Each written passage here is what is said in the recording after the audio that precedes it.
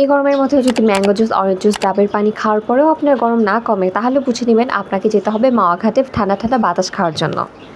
Flashback. আসসালামু আলাইকুম, আমি আপনার প্রজাপতি আপু। আর আমার সকালটা শুরু হয় ঠিক এনাদের সাথে। সকালবেলা উঠে যদি এনাদের মুখ আমি না দেখি, তাহলে আমার সকালটা যেন অসম্পূর্ণ মনে হয়। ভাই যে পরিমাণে গরম পড়েছে, সারাদিন অনেক স্লাইন খাওয়ার পরে মনে হয় আমার শরীরে একদমই এনার্জি থাকে। আগে আমার একটা বদ অভ্যাস ছিল, আমার একদমই পানি খেতে মন চাইতো না। আর এখন আমাকে আমার আম্মুর একবারও পানি খেতে বলতে হয় না, আমি নিজে অনেকবার পানি খেয়ে ফেলি। এর সাথে তো জুস, ডাবের পানি এগুলো তো আছেই। আর এই গরমের মধ্যে আমার আরেকটা বদ অভ্যাস হচ্ছে প্রচুর পরিমাণে ফ্রিজের পানি খাই। আর আমার এমনিতেই সারা বছরই ঠান্ডা লেগে থাকে। সকালবেলা উঠেই দেখে আম্মু নারকেল কুড়ানো শুরু করে দিয়েছে। তাকে জিজ্ঞেস করলাম কেন নারকেল কুড়াচ্ছ? মা বললো যে আজকে নাকি পিঠা বানাবে। আমার আনসার ছিল এটাই, এই গরমের মধ্যে পিঠা খাবো না শুনে আবার আম্মু এখানে বলতেছে থাক তাহলে পিঠা না বানিয়ে শ্যামাই বানানো যাবে। কোনের মধ্যে এরকম সুন্দর সুন্দর ফুল পরে থাকতে দেখতে কার না ভালো লাগে বলেন তো? আমার কিন্তু ভীষণ ভালো লাগে। আমি আমার ব্যালকনিটাকে সবসময় এরকম ভাবে নোংরা হতে দেখতে চাই, ফুল পরে এভাবে নোংরা হলে আমি সারা জীবন পরিষ্কার করতে রাজি। বেশ কিছুদিন আগে থেকে আমাদের মাঝে প্ল্যানিং হয়েছিল যে আমরা মাওয়াতে যাব। আজকে হচ্ছে সেই দিন যেটা কিনা আজকে সত্য হবে। গরমের মধ্যে আমার হাত পায়ের অবস্থা খুবই খারাপ দেখাচ্ছিল, যা আলাদা করে বলার মতো না। ভেবেছিলাম গেট রেডি উইথ মি এই টাইপের একটা ভিডিও করবো, বাট ভিডিও করার শুরুতেই সে চলে এসেছে আমার ভিডিওতে আমাকে ভেস্তে দেওয়ার জন্য। যাদের বাসায় এরকম 2-4টা বিচ্ছু আছে, তাদের মনে হয় বাংলাদেশ না উগান্ডায় চলে যাওয়া। এই গরমের মধ্যে ঘুরতে যাওয়ার জন্য খুব কমফোর্ট একটা আউটফিট চুজ করেছিলাম নীল রঙের, সেই সাথে নীল রঙের চুড়িও পরেছিলাম। মেয়েদের কিন্তু রেডি হতে, মেকআপ করতে বা ঘুরতে যেতে একদমই গরম লাগে না। আর যতই গরম হোক না কেন, মেয়েদের একটাই টার্গেট থাকে, সেটা হচ্ছে নিজেকে খুব সুন্দরভাবে রেডি হতে হবে।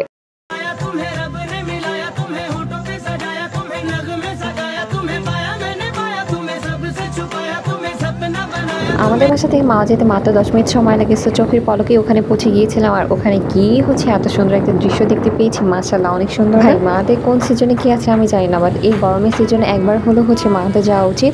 অন্তত এই পদ্মা নদীর ঠান্ডা ঠান্ডা বাতাস খাওয়ার জন্য হলে। এই গরমের মধ্যে এত খারাপ অবস্থা, তাপের মধ্যে কোনো জায়গায় যেতেই ভালো লাগতেছে না। বাট মাওয়া যাওয়ার পরে মনে হলো যে না, এখানে আসাটা একদমই বৃথা হয় নাই। এই গরমের মধ্যে যদি নিজে একটু ঠান্ডা থাকতে চান আর ফ্যামিলির মানুষকে একটু আরাম দিতে চান, তাহলে একবারের জন্য মাওয়া চলে আসেন। আর তা যদি পসিবল না হয়, তাহলে বাসার আশেপাশে থাকা কোনো নদীর পাড়ে বেড়াতে চান, দেখবেন অনেকটা শান্তি পেয়েছেন। সত্যি যাদের বাসা নদীর পাড়ে তারা অনেকটা বেশি লাগে। দিনের বেলায় মাওয়ার সৌন্দর্য আপনাদের কাছে কেমন লাগে সেটা জানি না, বাট রাতের বেলা মাওয়ার সৌন্দর্য কিন্তু বর্ণনা করার মতো। আনফরচুনেটলি আমার রাতের বেলা মাওয়ার কিছু ক্লিপ ছিল, বাট সেগুলো ডিলিট হয়ে গেছে। এই জন্য আমি কিছু পিকচার অ্যাড করে রাতের বেলা কিন্তু মাওয়ার সৌন্দর্য হাজার গুণে বেড়ে যায়। দিনের বেলা অনেক বেশি কোলাহল থাকে, ধুলোবালি প্লাস অনেকটা যানজটের মতো থাকে, বাট রাতের বেলা খানিকটা নিরিবিলি সুন্দর একটা পরিবেশ থাকে। দূর থেকে পদ্মা সেতুটাকে অনেক বেশি ভালো লাগে, মনে হয় যে আমরা কোনো বিদেশের দেশে চলে আসছি। আর চারপাশে অনেক বেশি লাইটস থাকে, যার জন্য ছবি উঠাতেও কোনো সমস্যা হয় না, আপনি একটা অথেন্টিক টাইপের ফিল। মাওয়াতে এত দোকানের মধ্যে আমার এই দোকানটা অনেক বেশি ডিফারেন্ট মনে হয়েছে, কারণ এখানে অনেক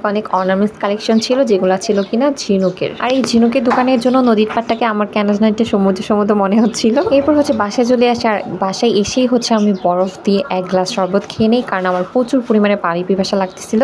পানি পিপাসা লাগলে এখন আমি একটু শরবত খাওয়ার ট্রাই করি। আর বাসায় আসার কিছুক্ষণ পরেই লোডশেডিং হয়ে গিয়েছিল। তারপর আমি আমার একটা নোটবুক নিয়ে বসে এখানে কিছু লেখার জন্য, আমার ডেইলি রুটিনগুলো ঠিক করার জন্য। ভাই হাজারটা খাতা থাকা সত্ত্বেও আমি আমার ভাইয়ের গায়ে আঁকাঝুঁকি শুরু করে দিই। ও বেচারা ঘুমাচ্ছিল আর আমি ওকে এভাবে করে ডিস্টার্ব করছিলাম। এই গরমের মধ্যে রাতের বেলা বসে আপনার সবচেয়ে কি করতে ভালো লাগে বলেন তো? আমার কিন্তু অনেক সুন্দর সুন্দর ভূতের গল্প শুনতে ভালো লাগে। আমাদের জীবনে চাঁদ রাত একটা হলেও মশাদের চাঁদ রাত কিন্তু প্রত্যেকবার লোডশেডিং হওয়ার পরেই।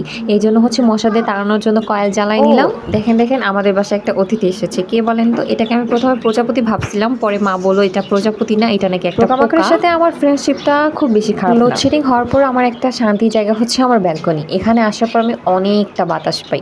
আর বেশিরভাগ সময় আমি এখন ব্যালকনিতেই থাকি, কারণ ঘরের মধ্যে যেই পরিমাণ গরম। আর গরমের প্রশংসা করতে হবে না, সারাদিন গরমের অনেক বেশি প্রশংসা হয়ে গিয়েছে। চলেন এবার একটু রুমে যাওয়া যাক। আমার ভাইকে চায়ের কাপে করে কোক দেওয়া হচ্ছিল, কারণ ডক্টরকে কোক খেতে একদম মানা করে দিয়েছে। এখন আমার ভাইয়ের মাঝে অনেক বেশি মারামারি হয় চকলেট, চিপস, জুস এগুলা নিয়ে। আর আজকে আমাদের মাঝে অনেক ঝগড়া হয়েছে চকলেটস নিয়ে।